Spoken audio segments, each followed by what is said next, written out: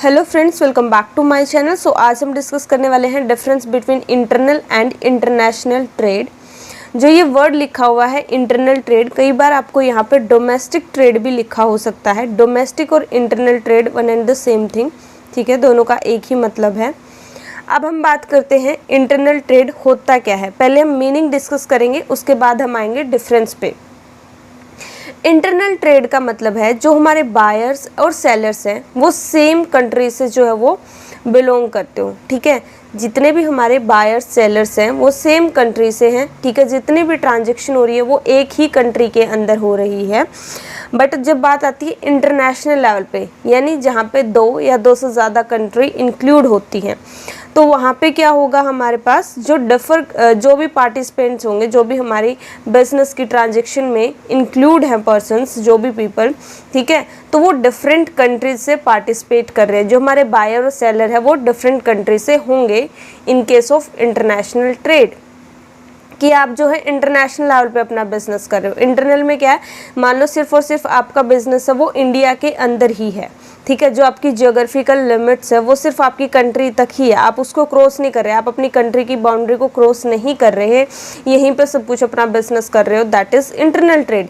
But जब आप जो है अपनी बाउंड्री को जो है क्रॉस कर लेते हो, ठीक है, और किसी और कंट्री के साथ या फिर मान लो किसी और कंट्री में भी बिजनेस कर रहे हो, इंपोर्ट एक्सपोर्ट कर रहे हो, that is international trade. Import export का मतलब क्या है, एक्सपोर्ट का मतलब क्या है, जब आप जो है अपनी कंट्री से प्रोडक्ट दूसरी कंट्री में सेंड करते हो, ठीक है, और जब दूसरी कंट्री से ऑर्डर करते हो, दूसरी कंट्री से सामान आपकी कंट्री में आएगा, दैट इज़ इंपोर्ट, राइट।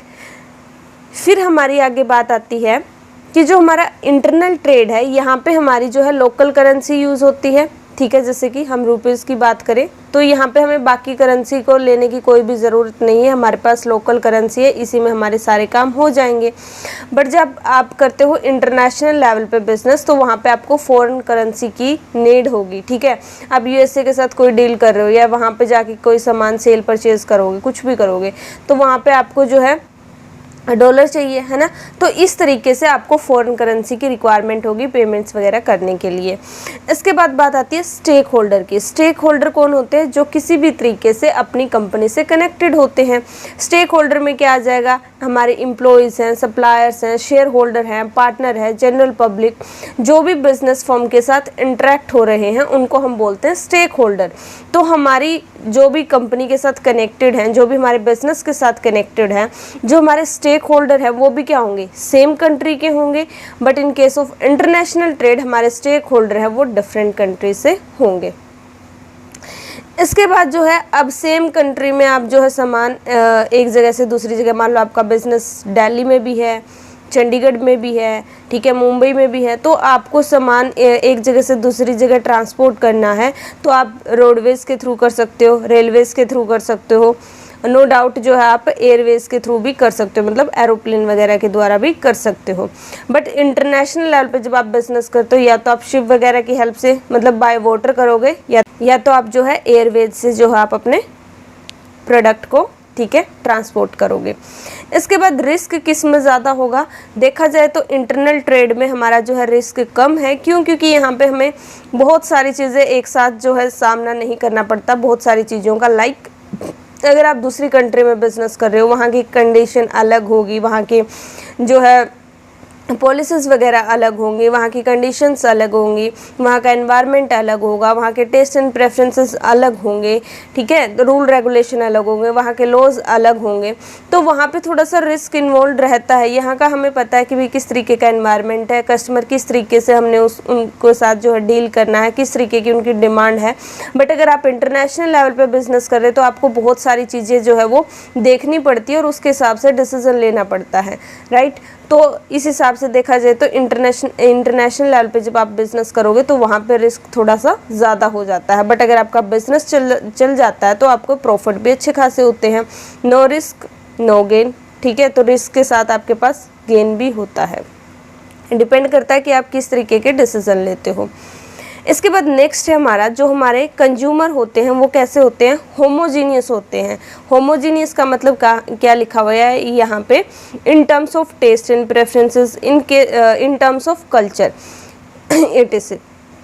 तो मान लो जैसे हमारी कंट्री के जितने भी लोग हैं तो इनका कल्चर ऑलमोस्ट सेम है, टेस्ट एंड प्रेफरेंसेस सबके सेम सेम से ही होते हैं, तो हमें पता है कि हाँ भाई इस तरीके की। बट जब आप इंटरनेशनल लेवल पे बिजनेस करते हो तो किसी और कंट्री का कल्चर किसी तरीके का होगा, वहाँ पे वो किसी और पैटर्न को फॉलो करते होंगे, वहाँ पे किसी और चीज़ का ट्रेंड होगा, वहाँ पे कोई और फैशन चल रहा होगा, उनके टेस्ट एंड प्रेफरेंसेस अलग होंगे।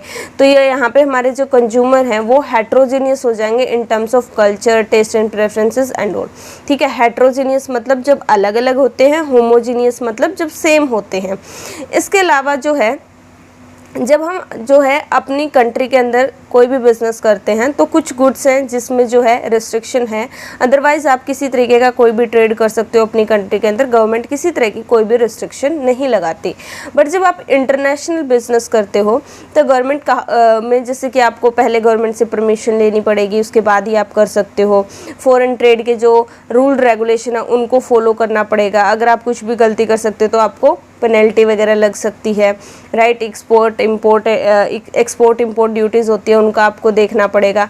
तो काफ़ी सारी चीज़ें आप पे यहाँ पे एक तरीके से रिस्ट्रिक्शन लग जाती है, तो काफ़ी चीज़ें जो आपको देख के चलनी पड़ती है। तो यहाँ पे फर्स्ट और सेकंड पॉइंट तो हम ऑलरेडी डिस्कस कर चुके हैं कि जो भी हमारे पार्टिसिपेंट्स होते हैं, जो भी हमारे स्टेक होल्डर होते हैं वो सेम कंट्री से बिलोंग करते हैं, यहाँ पर डिफरेंट नेशन या फिर आप बोल सकते हो डिफरेंट कंट्री से बिलोंग करते हैं। अब बात आती है मोबिलिटी की। मोबिलिटी का मतलब क्या होता है? मूवमेंट। जब एक जगह से दूसरी जगह पे हम सामान को पहुंचाते हैं तो जो हमारे फैक्टर ऑफ प्रोडक्शन होते हैं, 4 फैक्टर ऑफ प्रोडक्शन होते हैं, land, labour, capital and entrepreneur. तो जैसे जो भी चीज़ों की हमें रिक्वायरमेंट होती है, लेबर की रिक्वायरमेंट है, तो वो विद इन कंट्री ज़्यादा मूवमेंट होती है एज कम्पेयर टू जब आप इंटरनेशनल लेवल पे बिजनेस करते हो। ठीक है, क्यों? अब ऐसा क्यों है? क्योंकि जब आप अपनी कंट्री के अंदर बिजनेस करते हो तो यहाँ पे फैक्टर्स की मूवमेंट ज़्यादा होगी, क्योंकि आप फ्रीली जो है वो मूवमेंट कर सकते हो, किसी तरह की कोई भी रेस्ट्रिक्शन यहाँ पे नहीं है। बट जब आप इंटरनेशनल लेवल पे बिजनेस करते हो तो बहुत सारी डिफ़िकल्टीज़ का जो आपको फेस करनी पड़ती है, क्योंकि देखो आपको यहाँ पे क्लाइमेट के अकॉर्डिंग आपको एडजस्ट करना पड़ेगा, उसके अलावा वहाँ का कल्चर, यहाँ का कल्चर, कंडीशंस, बहुत सारी चीज़ें डिफ़र करती है। और उसके बाद भी आप पे किस तरीके की रिस्ट्रिक्शन आ जाती है, लाइक आपके ऊपर टैरिफ, ठीक है, और जैसे टैक्स वगैरह, ठीक है, इंपोर्ट एक्सपोर्ट करते हुए तो वो वाली चीज़ें भी आपको देखनी पड़ती है, तो इस करके, और वो हमें कॉस्टली भी पड़ता है। तो इस तरीके से जो हमारे इंटरनल ट्रेड है यहाँ पे जो है ज़्यादा मोबिलिटी होगी as compare to international trade. Next हमारा जो हमारी डोमेस्टिक मार्केट होती है तो वहाँ पे हम देखे जाएं तो नॉर्मली हमारा क्या होता है, जो हमारे कस्टमर्स होते हैं वो होमोजीनियस नेचर के होते हैं, कि जिनका इंटरेस्ट सेम सेम सा होता है, वही हमारे प्रोडक्ट की डिमांड करते हैं। जो भी हमारे कस्टमर्स होंगे वो सेम नेचर के होंगे। बट जब हम इंटरनेशनल लेवल की बात करते हैं तो वहाँ पे हमारे जो इंटरनेशनल लेवल पे अलग अलग कंट्री के पर्सनस है तो उनकी लैंग्वेज डिफरेंट होगी, उनकी प्रेफरेंस अलग होगी, तो इस करके वहाँ पे जो है लैक ऑफ होमोजेनिटी है, मतलब वहाँ पे वो सेम नहीं है, वो क्या है? हेट्रोजीनियस है।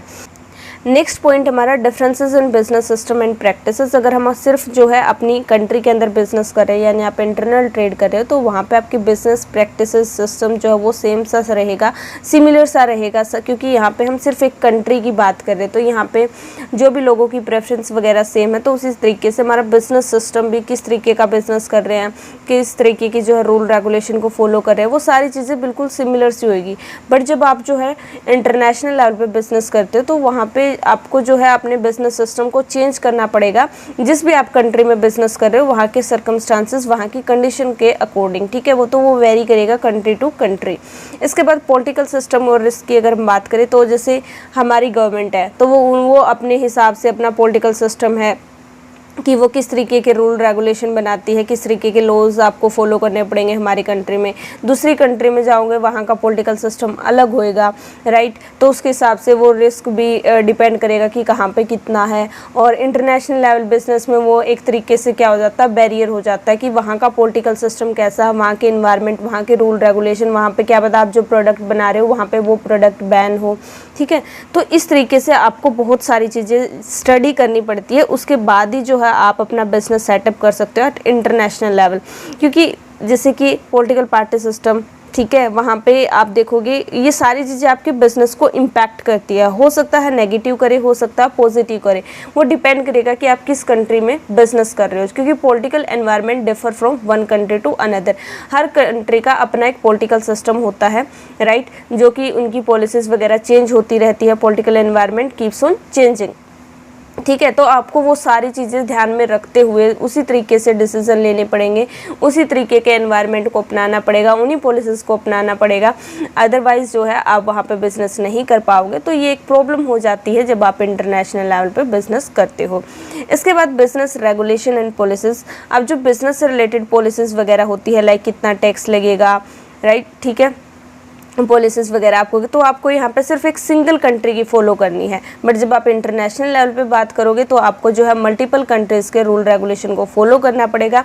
जिस कंट्री में आपका बिजनेस, आपको हर जगह से वहाँ पे कनेक्टेड रहना पड़ेगा कि वहाँ पे अब कौन नया लॉ आया है, नया रूल आया है, वहाँ पे टैरिफ कैसे, कोटा, मतलब जो टैक्सेस वगैरह वो किस तरीके से है, तो सारा सिस्टम आपको देखना पड़ेगा। इसके बाद करेंसी हमारी सिर्फ, हम यहाँ पे अगर सिर्फ एक कंट्री में आप बिज़नेस करें तो जो भी आपकी डोमेस्टिक कंट्री होगी, यानी जिस भी कंट्री में आप बिज़नेस कर रहे हो, यहाँ पे सिंगल कंट्री में आप बिज़नेस कर रहे हो तो वहीं की करेंसी यूज़ होगी। बट जब आप इंटरनेशनल लेवल पे बिज़नेस कर रहे हो तो जिस कंट्री में आप बिज़नेस कर रहे हो तो उस कंट्री की आपके पास करेंसी होनी चाहिए, ताकि आप अपनी बिजनेस ट्रांजेक्शन आराम से कर सको। तो ये था हमारा difference between internal trade and international trade. I hope आपको क्लियर हो गया हो। कोई डाउट है तो आप कमेंट बॉक्स में पूछ सकते हो। So guys, thank you so much for watching this video. Please like, share and subscribe. Bye bye, take care, have a good day.